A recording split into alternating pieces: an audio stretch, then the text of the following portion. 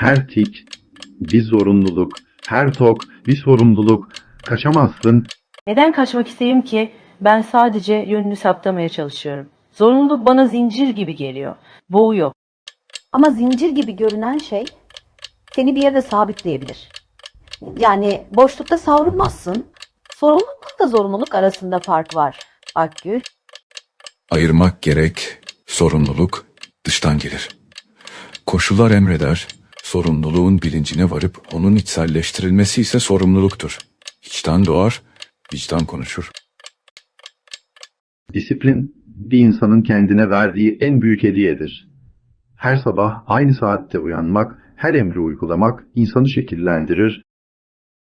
Ama eğer itaatin temelinde edinilen bilgiler, irdeleme, düşünce, sorgulama yoksa o disiplin değil, kör bağlılıktır. Ben hiçbir otoriteye körü körüne itaat etmek istemem. Ne aile, ne toplum, ne devlet. İtaat, dışsal disiplinin çocuğudur. Ama gerçek disiplin içsel bir duruştur. Kendi kararına, kendi değerine sadık kalmak için verdiğin iradedir. O zaman sizce asker neden sabah 5'te kalkar? Çünkü sistem onun yerine düşünür. Sorgulamaması istenir. Ama iç disiplin, Aile içinde de kalkış saatleri vardır. 5 değildir. Ama 6-7'dir. Çünkü aile fertlerinin işi gücü vardır. Çocuk okula gidecek, anne baba işe gidecek. Şunu mu demek istiyorsunuz? Ailenin de, kurumların da kuralları vardır. Aile veya kuruma ait fertler bulundukları yerin kurallarına uyar. toplumun bütün fertleri ait oldukları ailenin kurumların kurallarına uymakla kalmaz. Trafikte, sinemada, markette, kısacası toplumsal yaşamın sürdüğü her yerde kurallar vardır. Her fert bulunduğu yerin kurallarına uymak zorundadır. Az önce Duru söylemişti, sistem onun yerine düşünür. Her ferdin yararına olacak kuralları kurar. Sorgulaması istenir. Ama ilk disiplin sabah 5'te değil, ne zaman kalkacağını bilmekle başlar. Kimseye hesap vermek zorunda olmadan ben özgür olmak istiyorum. Ama özgürlük, sorumluluktan kaçış değil, sorumluluğu üstlenme cesaretidir. Gerçek özgürlük, sonucunu da üstlenmeyi bilmektir. Özgürlük, askerin savaş alanında geri çekilme hakkı değildir. Görevini yapma yükümlülüğüdür. O yüzden özgürlük lafı çokça suistimal edilir. Ama zorunluluk ile sorumluluğu karıştırıyorsun. Sorumluluk sevdiğin şeyi koruma isteğidir. Zorunluluk ise ceza korkusuyla hareket etmektir. Sorumluluk, zorunluluğun bilincine vararak elde edilen davranış biçimidir. Özgürlüğün gölgesi değil, ışığıdır. Peki bir insan hem özgür hem sorumlu olabilir mi? Zorunluluğun bilincine varmak, sorumluluk ise ve aynı zamanda zorunluluğun bilincine varmak insanı özgürleştiriyorsa, o zaman sorumluluklarını yerine getirdiğinde özgürsündür. Aksi halde özgürlük başkalarının yükünü görmezden gelmeye dönüşür. Ve disiplin olmadan sorumluluk dağılır. Yapılacak şey bellidir. Önce disiplin, sonra özgürlük. Hayır, önce doğru bilgi, sonra o bilginin içselleştirilmesi, bilginin günlük hayatta söylemsel ve davranışsal eylemselliği yani bilinç, ondan sonra neye disiplin göstereceğini, kime itaat etmeyeceğini sen belirlersin. Sen diyorsun ki zorunluluk dıştan gelir. Ama şunu sorayım. Sana bir adam sabah 6'da kalkıp işe gidiyorsa çünkü patronu öyle emrediyor diye mi gider? Yoksa çocuğuna süt alabilmek için mi? İşte tam da bu yüzden söyledim. Emri veren patron. Ama kalkma gerekçesi içeriden gelir. Yani başlangıçta dıştan gelen zorunluluk zamanla içselleştirilir. Ama o zaman zorunluluk diye bir şey kalmaz ki. O seçim olur. Kendi çıkarını gözetiyorsan buna nasıl zorunluluk dersin? Çıkar ile bilinç aynı şeydir. Bir annenin çocuğuna yemek yapması çıkarı içindir. Aksi halde çocuk aç kalırsa başta ağlar, ağlamasına katlanırsan hastalanır. Çocuğunun hem ağlaması hem de hastalanması seni hem üzer hem de zarar verir. Çıkar sana yararı olandır. Bilgi olguyu analiz eder ve sana yararı olan şeyi yapmanın mecburiyetini anlar. İşte biz buna olgudaki zorunluluk bilgisinin hayata geçirilmesine zorunluluğun bilinci diyoruz. Süreç içinde zorunluluğun bilgisinin hem duyguya hem de davranışa dönüşümü. O kişinin güdüsel davranışına dönüşür. İşte bu zorunluluk içsel bir zorunluluk olur. Ben hala şunu söylüyorum. Emir vardır, görev vardır. Emri uygularsın. Uygulamazsan sonuçlarına katlanırsın. Bu kadar basit. Ama senin için basit olan şey başkası için dayatma olabilir. Ben bir emri sadece birisi dedi diye yerine getirmem. Sorgularım, benim değerlerimle uyumluysa yaparım. Yani senin dediğin şu, emir seni bir eyleme zorlamaz. Onu yapma nedenin senin içsel değerlendirmendir. O zaman emir yalnızca tetikleyici olur, karar verici değil. Ve belki de gerçek zorunluluk, insanın kendi değerleriyle yaşama zorunluluğudur. Yani bu dünyada kendisiyle çelişmeden yaşamak. Ama hayat öyle steril değil. İdealler karın doyurmuyor. Bazen emir sadece uygulanmalıdır. Savaş zamanı vicdanın yoktur. Ama barışta vicdanı susturmak savaşın kendisi değil mi zaten? Yani şimdi şunu mu söylüyoruz? Zorunluluk dıştan gelir. Ama onu içselleştirip anlamlandırırsak artık o bizim olur.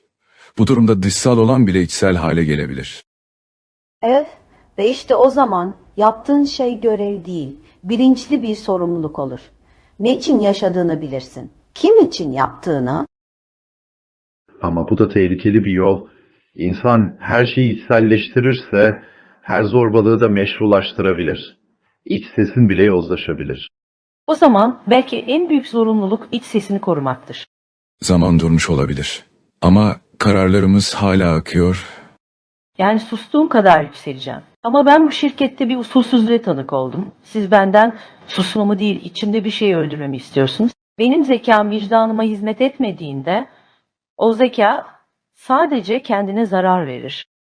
Bir karar almak, bazen çoktan alınmış bir kararın parçası olmaktır.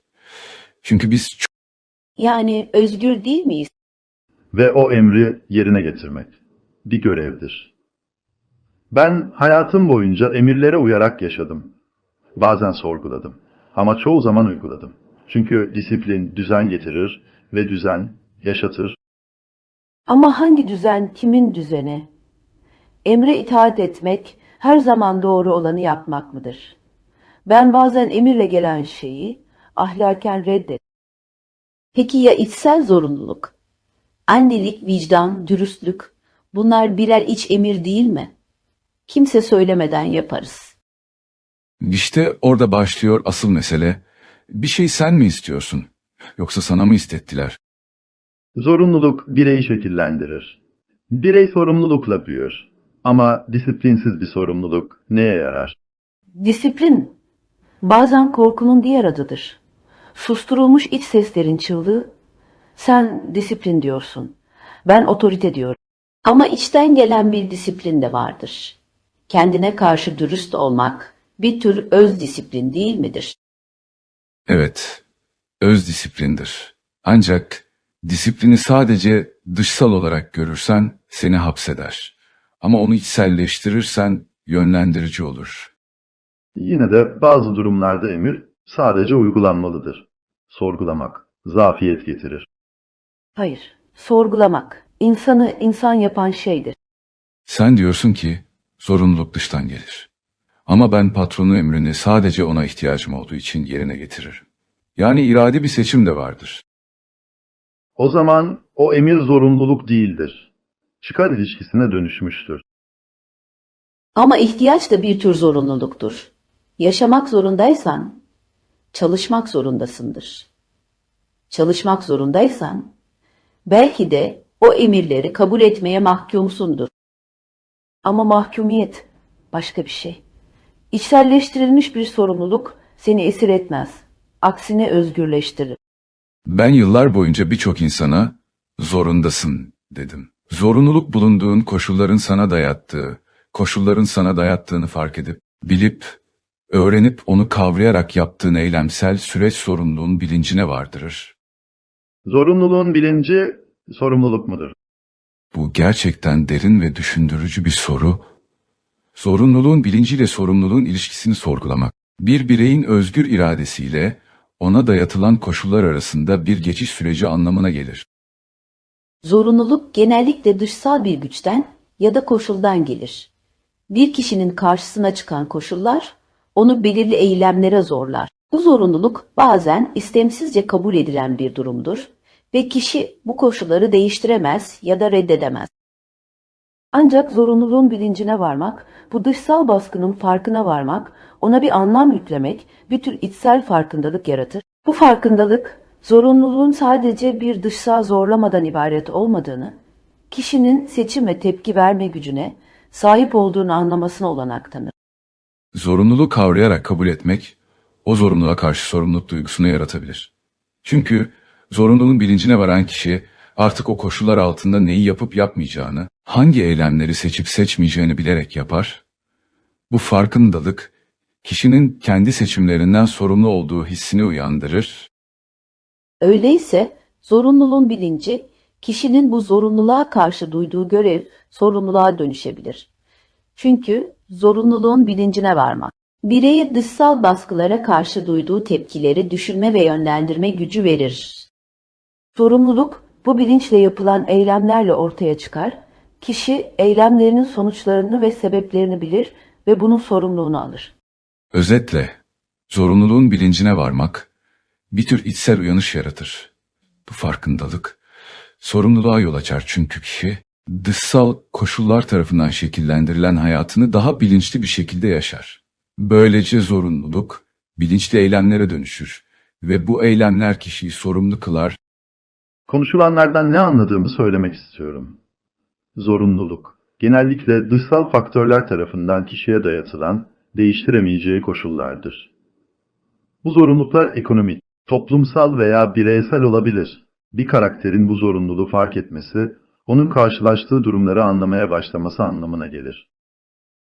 Evet, Mert, çok doğru anlamışsın. Ben de söylemine katkı yapayım. İçsel kabullenme, zorunluluğun gerçekliğini reddetmemek anlamına gelir. Bu, bir karakterin hayatındaki mevcut koşulların, yapması gereken şeylerin farkına varması demektir. Bir karakter, zorunluluğun sadece dışarıdan gelen bir baskı değil, aynı zamanda bir içsel kaygı ve bilinç oluşturma süreci olduğunu fark eder. Zorunluluğun bilincine varmak, genellikle bir şok ya da bunalım hissiyle başlar. Karakter yaşamındaki baskıların farkına vararak, zaman zaman bu baskılara karşı öfkelenebilir veya kaçarak tepki verebilir. Bu, ona zorluklar getirir ancak aynı zamanda değişim için bir fırsat da sunar. Zorunluluğun farkına varmak, zaman zaman çaresizlik duygusunu doğurabilir. Ancak bazı karakterler bu çaresizliği kabullenmek yerine bir güçlenme fırsatı olarak görüp zorunluluğa seçim yaparak yanıt verir. Burada fark, karakterlerin bu zorunluluğa karşı gösterdikleri tepkilerde yatar. Bazıları pasif kalır ve zorunluluğu kendi kaderi olarak kabul eder. Bazıları ise aktif seçimler yaparak bu zorunluluğu aşmaya çalışır. Sorumluluk, zorunluluğu kabullenmekle başlar. Karakter, dışsal koşullara karşı pasif kalmaktansa onları dönüştürmeye karar verir. Bu noktada zorunluluğu içselleştirme süreci ve karakter artık sorumlu olduğu eylemleri bilinçli bir şekilde seçmeye başlar. Zorunluluğun içselleştirilmesi, kişinin zorunluluğu kabullenmesinin ötesinde bir tercih yapma gücünü elde etmesidir. Zorunluluk artık sadece bir dışsal baskı olmaktan çıkıp bir kişisel seçim haline gelir. Bu bireyin sorumluluğunu sadece kendi hayatı için değil, başkalarının hayatı için de taşımasını gerektirir. Zorunluluk başlangıçta bir yük gibi görünse de, kişi zorunluluğun bilincine vardıkça ve ona karşı bilinçli bir şekilde sorumluluk aldıkça, bu zorunluluk onun gelişmesine, olgunlaşmasına ve sonunda özgürleşmesine olanak tanır. Bu dönüşüm, karakterlerin başlangıçtaki zayıflık ve kaos hissinden güç, deneyim ve öz farkındalık kazanmalarına yol açar. Onlar artık sorumluluklarına karşı çözüm üreten ve sorumluluklarını şükranla taşıyan bireylere dönüşürler. Başlangıçta kelimelerin gücüne inanır ve başkalarını uyandırmaya çalışır. Ancak zorunluluğun farkına vardıktan sonra onun kelimeleri sadece bir silah değil, aynı zamanda bir sorumluluk aracı olduğunu anlar. İçsel sesi ona sorumluluk almak ve kelimelerini sadece başkalarına değil, kendi iç dünyasına da yöneltmek gerektiğini söyler. Başlangıçta benim sözcüklerim başkalarını uyandıracak ama o sözcüklerin bana ne kattığını hiç düşünmedim. Zorunluluğu fark ettikçe sözcüklerim bana aittir. Artık sadece başkalarına değil, kendime de sesleniyorum. Sonunda her kelime sorumluluğumu yerine getirmek için bir adım. Ben artık kelimelerimi bilinçle seçiyorum.